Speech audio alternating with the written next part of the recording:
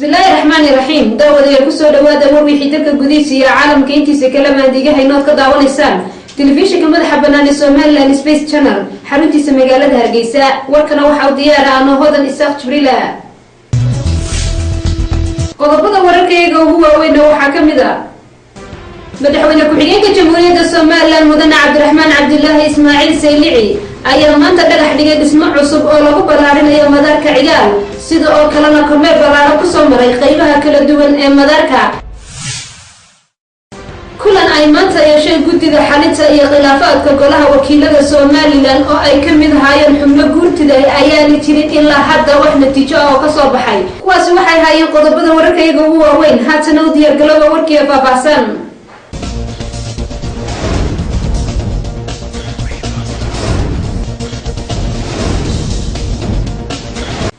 مدحونا كحيين كجمهورية الصومال مدن عبد الرحمن عبد الله إسماعيل سيلعي أيام ما أنت دقح دقيق اسمع عصب أو لغو بلارين أيام مدارك عيال sida oo kalena kormeer balaaro ku soo maray qaybaha kala duwan ee madaarka faahfaahinta warkaasina waxayna hayay wariye Maxamed Ismaaciil Salaan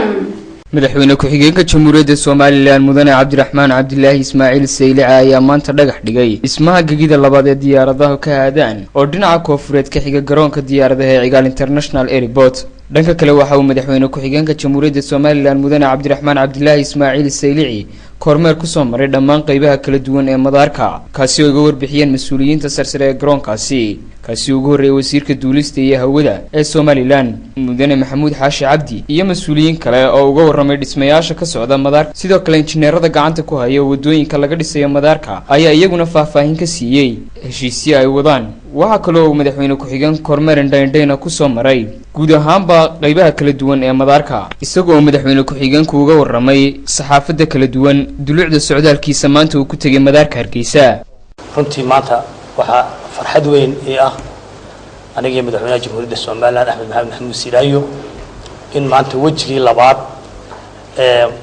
madaarka Cigaal International Airport aan maanta dhagax dhignay oo muddo runtii aan maartay ku hamiyeynay inuu noqdo madaarkani ama airportkani gadan diyaaradaha inay noqoto gaga caalamiya oo magac ay wadato halyigii maxamed hajiraan Cigaal siyaasiga weynada geeska Afrika laga yaqaanay inuu noqdo madaar u dhigma madaarada caalamka ama madaarada Afrika kala la tartamo noqdo dhanka kale madaxweyne ku-xigeenka Jamhuuriyadda Soomaaliland ayaa bahda mucaaridka ugu baaqay inay hoos u eegaan horumarka ballaaran ee ay ku talaabsatay xukuumadda haatan talada haysa taa waxa la maanta muddo reesho gaalo waxaan leeyahay iyana dhigay ku dhaga barjoogin boqolka afmeeshan dadweynaha ka fara badan waxaan qabanayna wax qarsoomay maaha sida wasiirku sheegana dhagax beena ma dhignaano ee waxaan dhagax dhigaynaa waxa weeyaan wixii aan hayno ee ama umada nagu deeqdo ama jeebka ay ku jirto qasad dawladda ku jirto yaa dhagax dhignaa umada beena ma sheegano wixii taarku gaarsiiyana waxaan ku tala jirnaa in muddada ilaahay loogu talagalay in joogi doono dalku maalin bacid ba joogi doonta laakiin waxa laga kuwan calaamaya in inta qaban doonaan ilaahay baa ugu qaban doonaan laakiin waxa laga wax qabatay wax badan qabateen hadii wax laga qabeeyay bini'aadam qabiil laga waayay wixii laga qabiya ma dhalin loo jeedinay ee jirada waxaan diyaarnahay inuu fiino oo muddada loo hadal sidoo kale wasiirka wasaaradda duulista iyo hawada Soomaaliland mudane Maxamuud Xaashi Cabdi ayaa isaguna dhankiisa daha ka qaaday hawlaha shaqo ee ka socda madaarka iyo waxyaabaha horumarka ay ku soo kordhiyeen madaarkaasi shuruucan wuxuu ka kooban yahay cusub aynu maanta madaxweyne ku-xigeenka qaranka Soomaaliland dhagax dhigay 1410 mitir oo aynu ku darayno ranwaygeennii hore ee ka koobnaa 2460 ee la dhisay 1958 oo aynu ku sameynay dib u cusboonaysiin iyo stressing wax la yahay adkayn aynu ku sameynay 1410 mitir oo dherer iyo 45 mitir oo balaca wuxuu markaa noqon doonaa garoon weyn oo caalami ah oo la tartamaya kuwa geeska Afrika xukuumaddana waxay doonaysaa in garoonkan caasimadda Cigaal ku dhereeriso kuwa kale garoonku garoomo beegsanaya wuxuuna u beegsanaya in uu ka qayb qaato investmentka dunida dalka soo jiito dalxiiska soo jiisto dunidu meel ay si sahlan inoogu iman karto u xaqiijiyo. Si kastaba ha ahaatee maaha markii ugu horreysay ee dhismo dayactir iyo kaabis ee lagu samaynayo madaarkani oo ay ballan qaaday xukuumadda haatan talada haysa in ay fuliso isla markaasina madaarkani ka dhigto mid qiimo ballaaran ugu fadhiya guud ahaanba geeska Afrika. Waa Maxamed Ismaaciil Salaan, telefishinka Somaliland Space Channel, Hargeysa. kulan ay maanta yeesheen guddida xalinta iyo khilaafaadka golaha wakiilada Somaliland oo ay ka mid ahaayeen xubno guurtida ayaan jirin ilaa hadda wax natiijo ah oo ka soo baxay sida faahfaahinta warkaasi uu ku eegay Qadar Kaafi Qoyste. saaka waxaanu la kulannay golaha guddida ay soo saareen dhexdhexaadinta golaha wakiilada ku howlanaa labadeedii darafba waanu la kulannay anagu darafkooda warbixintii waanu u jeedinay waxaanu u sheegnay marxaladihii wadahadalku soo maray waxaanu uga warramay waxyaabihii aanu isla dhaafi kari weynay iyo waxyaabihii carqaladda ku noqday wadahadalkaygii guddidii golaha wakiilada laga saaray waxaanu u sheegnay inaanu annagu guddi ahaan garabkayagii tanaasulaad badan sameeyey waxaanu u sheegnay inaanu tanaasulaadka faraha badan aanu samaynay aanu uga jeednay in labada garab ee golaha wakiilada wadahadalku dhex marayo ay noqdaan kuwa arrinta xalliya oo aanay cid kale u gudbin waxaanu u sheegnay in ay garabkii kale naga diideen haba yaraatee hal qodob oo tanaasulaada inay nala qaataan waxa ay sheegeen ku adkaysteen guddoomiyahonu ridno oo 42 keeno mooye wax kale oo na maraya ma jirto saas darteed baanu golaha guurtida arrinta dib u soo celinay warbixinteedii qoraal ah iyo af ahna waanu u jeedinay dee golaha guurtida arrinta ku wareegtay iyagana ka warsugeynaa haddii arbeedmo waxa ay soo saari doonaan insha allah darafkayga oo ku qanci doonaa wax kasta oo ay golaha guurtida gaadho waanan u saxeexnay weliba warqada caddaynaya inaanu kalsooni ku qabno go-aan kasta oo ay gaadho golaha guurtida. guddidii xildhibaanada ahaa ee loo xil saaray inay ka soo tala bixiyaan khilaafka ka dhex cakiran aqalka wakiilada ee Somaliland oo iyagu maalintii shalay ahayd ku kala kacay kalfadhi ay lahaayeen kadib markii ay ku heshiin waayeen qodobo dhowra ayaa maanta mar kale waxa loo gudbiyay ama baa loo wareejiyay mudanayaal ka tirsan aqalka guurtida ee Somaliland kulan saacado badan qaatay oo ka dhacay aqalka guurtida ee Somaliland isla markaasina ahamid albaabadu u xirnaayeen saxaafaduna dibad joog ka ahayd ayaa goor dambe oo maanta mar soo dhamaaday waxa warfidiyeenada la kala hadlay xubnihii iyagu ka qayb galay shirkani ee ka tirsanaa guddidii loo xil saaray inay dhexdhexaadiyaan khilaafka ka dhex cakiran aqalka wakiilada ee Somaliland.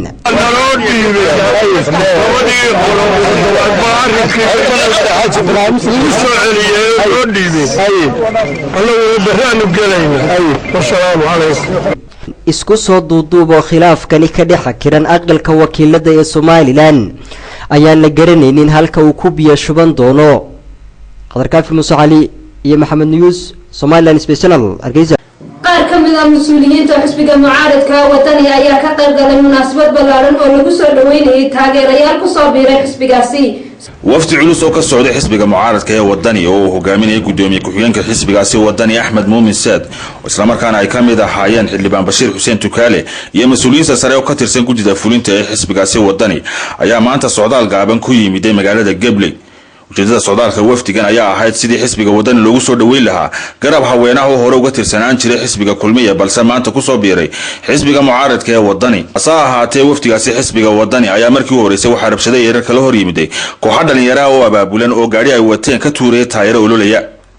balse booliska magaalada Gabley ayaa ka hortagay rabshadahaasi dhalinyartaasina waxay dhaawac soo gaarsiiyeen taliye ku-xigeenkii saldhigga magaalada Gabley Abshir Haruun oo haatan lagu daaweynay dhakhtarka magaalada Gabley iyadoo qaar ka mid ah dhalinyarta farkaasi geysteen ay ku xidhan yihiin saldhigga magaalada Gabley. rabshadaha yaryar oo koobnaa kadib wafdigii xisbiga wadani waxa uu soo wareegay jidadka magaalada Gabley waxaana halkaasi si aad ugu soo dhaweeyay taageerayaasha xisbiga wadani oo ku leeyahay magaalada Gabley.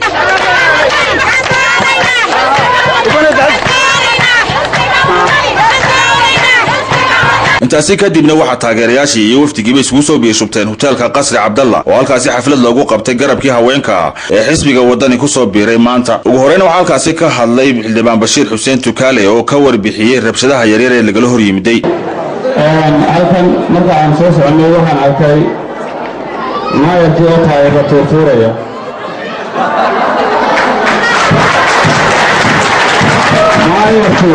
maayarkii degmada waxaan u malaynayaa abidkeed maayaradii gebila soo maray maayar yani qaabkan u dhaqma muu soo marin maayaradii hore degmada dadkayga way isku hayn jireen oo in la soo doortay bay yaqiinsanaayeen aqoonsanaayeen haddaba waxaan leeyahay sharafta magaalada ilaali maayarow maalin dhawada odayaal innaga ah ayaa si fiican u qadeeyey waan taageersanaha inay qadeeyaan waayo hantidii uma darayninsanaya hadday iyar ku qadeeyeen oo iyaga calooladooda ku hoynaatay waxama waa wax tarantae baan leeyahay aniga laftooda oo hadalkayga lagu qadeeyo waxaa kaloo iyaguna halkaasi ka hadlay xildhibaanada ka soo baxay xisbiga wadani ee ka tirsan golaha deegaanka degmada Gabley xildhibaanadaasi iyo afhayeenka xisbiga wadani ee gobolka Gabley injineer Daawud Abiib Axmed ayaa dhamaantood waxay cambaariyeen cid kastoo ka dambeysay rabshadahan yaryar ee maanta lagala hortagay wafdiga xisbiga wadani maanta waxaa la bariyaa nabadii xukuumadda nabadda la bariyaa waxaad maanta ogtihiin Gabley inay xukuumaddii doonaysa inay tahay ku shidaan iyadoo xukuumaddii oo haysta hogaankii dalka ay dalka soo barayaan weli maanaan arag xukuumad la bariyo nabadda waxaan leenahay xukuumadda anigoo gudoomiyaha amniga gobolka Gabley waxaan leenahay nabadgelyada hala dhowro waxaa kaloo iyaguna halkaasi ka hadlay odayaal cuqaal haween iyo madax dhaqameed kale gabagabadiina waxaa halkaasi ka hadlay oo hadalka soo afmeeray mas'uuliyiin sarsare oo ka tirsan xisbiga wadani oo ay ka mid ahaayeen marwahiinda oo ka tirsan gudida fulinta ee xisbigaasi wadani iyo gudoomiye ku-xigeenka xisbigaasi wadani Axmed Muumin Saad waxaa la qaatay ee ay dunidu qaadatay cid kasta oo go'aankeeda ka noqonaysa in la siiyo tababar ay ku baranayaan qaabka federaalisanka ah ee loo dhaqmo go'aankeenii aynu nafaheena ku weynay malyan iyo madluunka ah ee aabbayaasheen ku weynay ee asayda ku qaadnay ee garabadeenii ku weynay ee walaaladeen ku weynay markii ay goosatay inay federaalisan ka doorbido iyagoo dantooda qiimaynaya waxay bilaabeen inay burbur ka bilaabaan Somaliland dhexdeeda wakiilada shugulada looga soo dhaansaday waxa jira xisbiga kulmiye oo u soo digarintay xisbiga mucaaradka ee wadani aad iyo aad baan nii soo dhaweynaa waxaan ugu soo dhaweynaa gacmo furan waxaan ugu soo dhaweynaa xisbiga wadani waxaan ugu soo dhaweynaa annagoo u dhan waxaan walaalayaal mar inaga raali gelinayaa waxay maanta ahayd safarkan inuu ku soo raaco gudoomiyihii xisbiga cabdiraxmaan maxamed cabdilaahi ciro أنا مشرع من أخواننا حزب الوطني صلاة وحسامين ما أنت يسكت شيء منه وعدوكتين إن تلك الدبعة بدل ما أنت نهاريسي إن سياسة تلك في عابيسو إن بتقرير ما أعرف ما رئيسو سيدا دراتي ونقف على كلمة صلاة ونقف سيدا ونقف سيدا ونقف بدوتان si kastaba ha ahaatee arrintan ayaa noqonaysa mid ugub ah in xukuumadda iyo xisbiyada uu iskala hortagaan mudaharaado waxaana tallaabadani horseedi kartaa in wafdiyada xisbiyada iyo kuwa xukuumaddaba taageerayaasha labada dhinac kala hortagaan mudaharaado waxyeeli kara nabadgelyada iyo ammaanka guud islamarkaana waxaa laga cabsi qabaa inay tan caqabad ku noqoto wafdi uu hogaaminayo wasiirka wasaaradda madaxtooyada Xirsi Cali Xaaji Xasan oo maalinta beriya la filayay inuu socdaal ku yimaado magaalada Gabley xoghayaha dawladda hoose ee magaalada Burco ayaa ugu baaqay bulshada inay u bixiyaan cashuurta sidii loogu talagalay warkaasina waxaa magaalada Burco nooga soo diray wariye Sakariyaar xogayaha fulinta ee dawladda hoose ee magaalada Burco Ismaan Maxamed Sheekh oo maanta shir jaraa'id ku qabtay xafiiskiisa magaalada Burco ee xarunta gobolka Togdheer ayaa bulshada ku dhaqan magaaladaasi waxa uu ugu baaqay inay dhowraan nadaafadda magaalada Burco isla markaana ay ka feejignaadaan wax kasta oo hoos u dhigaya bilicda magaalada hadaladiisina waxa ka mid ahaa dadweynaha reer Burco waxaan halkan uga soo jeedinaa qodobka hore oo ah qaybtii nadaafadda ama sanitationkii guud ee magaalada Burco